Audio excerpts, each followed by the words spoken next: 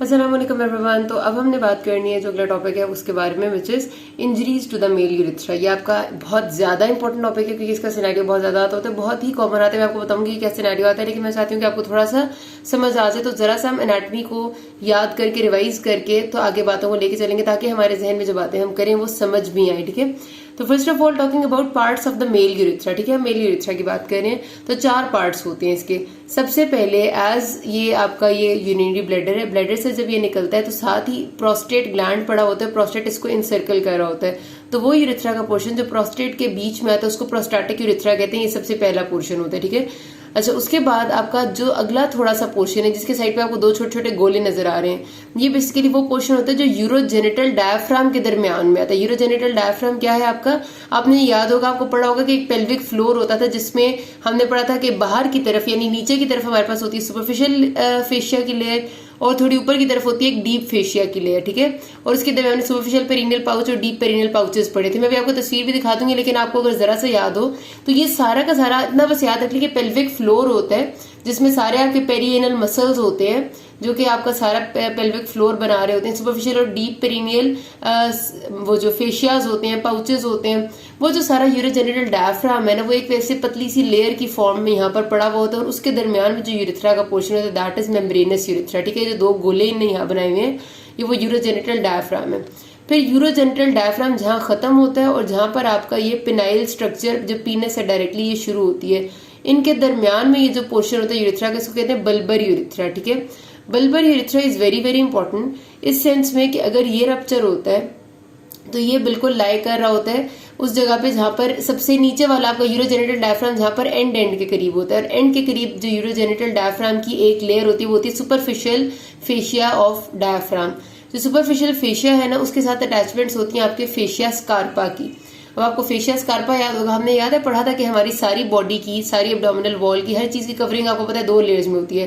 पहले हमारी बॉडी में सबसे ऊपर होती है स्किन, फिर सुपरफिशियल फेशिया होता है और फिर डेप फेशिया होता है। और हमने ये पढ़ा था कि जो सुपरफिशियल फेशिया है जो कि आपके लोअर एब्डोमेन और पेल्विस के रीजन में आ रहा है सारा, उसको कहते हैं फेशिया स्कार्पा। फेशिया स्कार्पा या स्कार्पाज फेशिया, ये हमने पढ़ा था। तो जो स्कार्पाज फेशिया है that is basically superficial fascia of your abdominal wall, और वो सारा आपकी एब्डोमिनल वॉल यानी जो आपके पेल्विस है उसके भी आगे लाइन कर रहा होता है।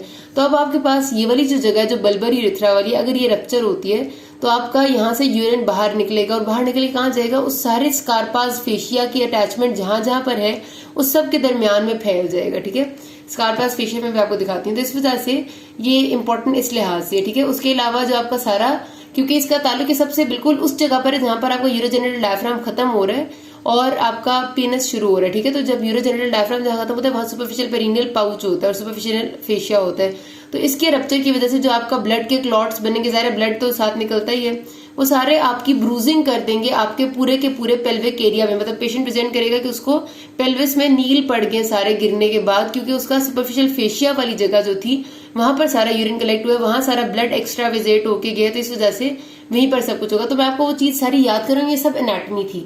अगर आपको एनाटमी याद होगा, आपको पता होगा यूरोजेनिटल डायफ्राम क्या था, कैसे बना था, तो इसमें कोई मुश्किल बात नहीं है। अब मैं जाहिर है बहुत ज्यादा डिटेल में नहीं बता सकती, लेकिन मेरे चैनल पे ही वीडियोस मैंने अपलोड की हुई हैं जिसमें मैंने बहुत डिटेल में बताया था अबाउट की यूरोजेनिटल डायफ्राम, सुपरफिशियल और डीप पेरिनियल पाउच कैसे होता है। मैं सिर्फ आपको रिविजन करा रही हूँ। तो बहरहाल ये 3rd portion of bulbar urethra है जो कि between membranes and phenyl urethra होता है, जिसका सुपरफिशियल फेशिया के बहुत करीब अटैचमेंट होती है। और आखिरी ये पोर्शन जो सारा का सारा आपकी पेनिस के अंदर रन कर रहा होता है, दिस इज पिनाइल यूरिथ्रा, जिसके साइड पे आपको पता है बड़ी फेशिया की लेयर होती है जिसको बक्स फेशिया भी कहते हैं। ये तो होगी आपकी 4 पोर्शंस यूरिथ्रा के। Okay, this is your Scarpa's fascia जो आपको इस पिक्चर में ब्लू वाला नजर आ रहा है। ठीक है, ये स्कार्पाज फेशिया, इसको आप देखें तो यहाँ पर जहां जहां पर इनने इसकी बाउंड्रीज दिखाई है सब इसकी अटैचमेंट है। ये जो येलो वाला ये आपकी कैंपर्स फेशिया की फैटी लेयर होती है और फिर ये स्कार्पाज फेशिया की मेम्ब्रेनस लेयर इसको हम कहते हैं। तो अब आपका सोचे कि अगर यहाँ पर रप्चर होता है, अगर ये बाकी फेशिया के अटैचमेंट का मतलब है कि कोने इसके सारे अटैच होंगे, दरमियान में से ये अटैच नहीं होगा। तो अगर यहाँ पर कोई चीज रप्चर होती है और फ्लूइड कलेक्ट होना शुरू होता है तो वो इस सारे एरिया में फैल जाएगा, इवन इंटीरियर एब्डोमिनल वॉल में चला जाएगा, स्क्रोटम में चला जाएगा। तो ये ठीक है, इंटीरियर एब्डोमिनल वॉल में चला जाएगा, स्क्रोटम में चला जाएगा, तो ये सारा सिलसिला हो जाता है। अगर मैं आपको थोड़ा सा याद करा दूं, जिसने पढ़ा था उस वक्त एनाटमी में उसको डेफिनेटली याद आ जाएगा। तो ये मैंने दिखाया हुआ है, अगर आप काटे ना बॉडी को सेंटर से सेजिटल सेक्शन से, मतलब आप इस तरह काट ले, एक बंदा साइड से खड़ा हुआ है, आप ये समझ लें कि इसके नीचे एक बंदे की वो टांग इस तरह होगी कि ये इंटीरियर पोर्शन है, ये पोस्टीरियर पोर्शन है, जो मैं देख रही हूँ ये साइड से देख रही हूँ, ठीक है। तो साइड से देखो तो आपको बस इतना पता होना चाहिए कि देखिए सबसे नीचे जो ब्लू कलर की लेयर है ये सुपरफिशियल पेरिनियल फेशिया है, फिर ये जो आपकी ग्रीन कलर की लेयर है जो लाइन सी लगी हुई ये डीप पेरिनियल फेशिया, ठीक है। और सुपरफिशियल पेरिनियल फेशिया के बाद जो येलो कलर का सारा कंटेंट है ये सुपरफिशियल पेरिनियल पाउच में आता है, और ग्रीन लेयर से ऊपर जो आपका रेड कलर का और पिंक कलर का कंटेंट है ये डीप पेरिनियल पाउचेस में आते हैं, ठीक है।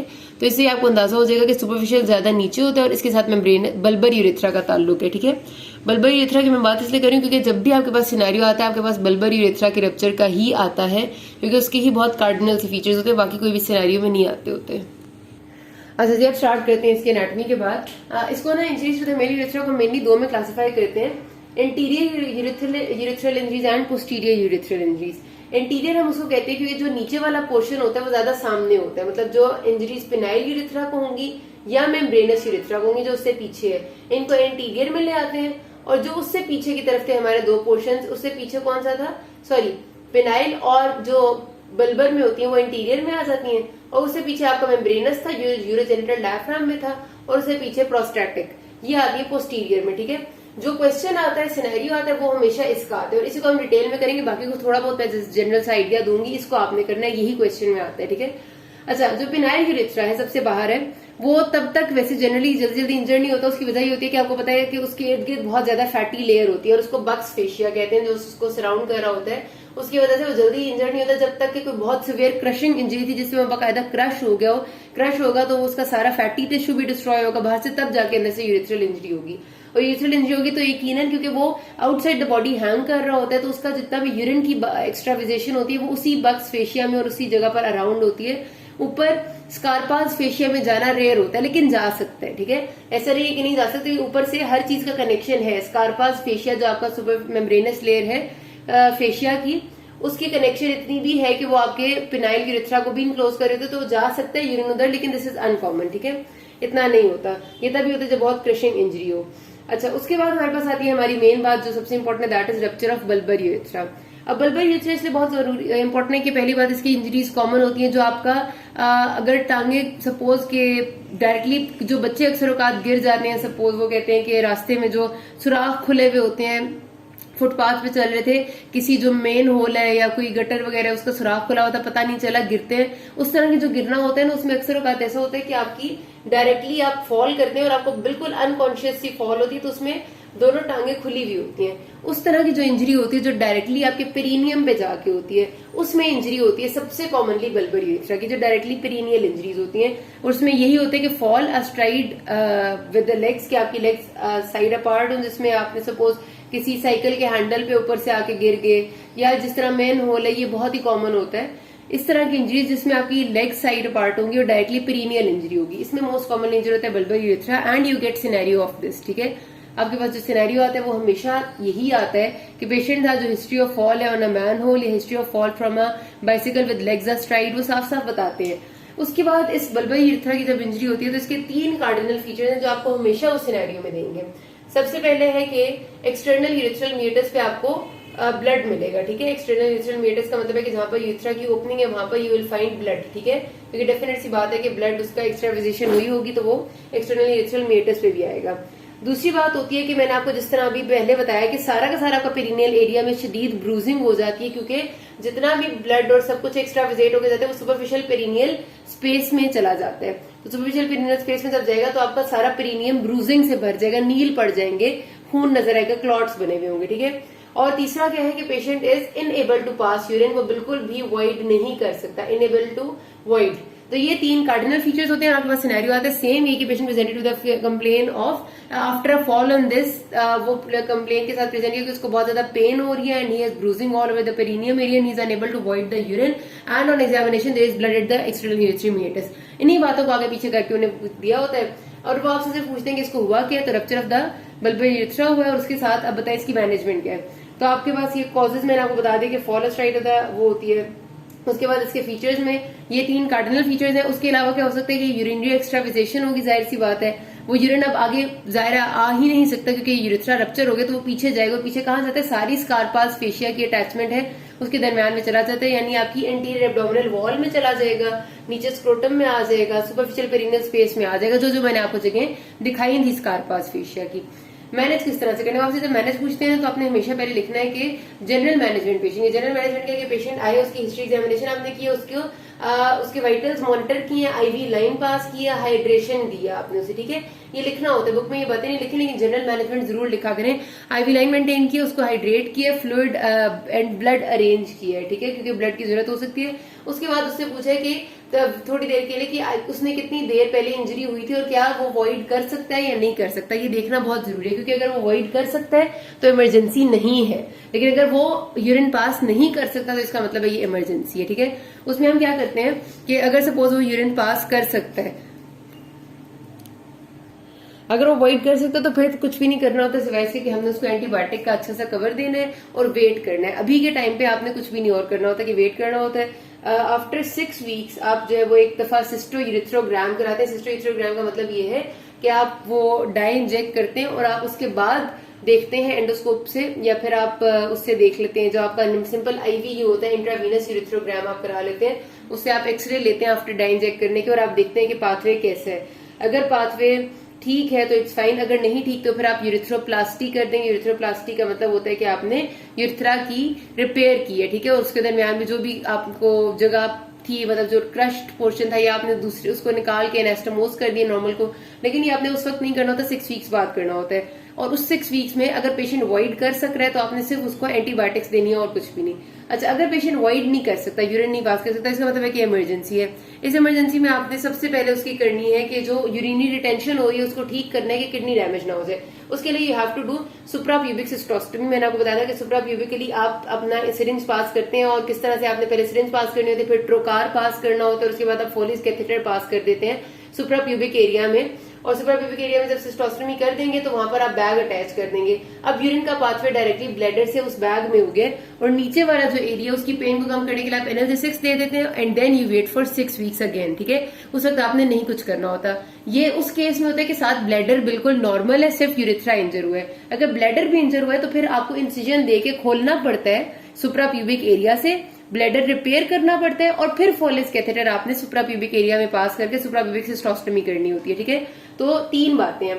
पेशेंट वॉइड कर रहा है तो सिंपल एंटीबायोटिक्स और 6 हफ्ते बाद यूरिथ्रोप्लास्टी। पेशेंट वॉइड नहीं कर रहा, ब्लैडर नॉर्मल है, तो सिंपल सुप्राप्यूबिक सिस्टोस्टमी कर देंगे, 6 हफ्ते बाद यूरिथ्रोप्लास्टी करेंगे। और अगर पेशेंट का ब्लैडर भी इंजर है तो फिर आपने सुप्राप्यूबिक इंसिजन दे के सर्जरी करनी है, ब्लैडर रिपेयर करना है, सुप्राप्यूबिक सिस्टोस्टमी बना देंगे, और 6 हफ्ते बाद पेशेंट की यूरिथ्रोप्लास्टी करनी है। यूरिथ्रोप्लास्टी इज रिपेयर ऑफ द जो आपका बल्बर यूरिथ्रा है, ठीक है।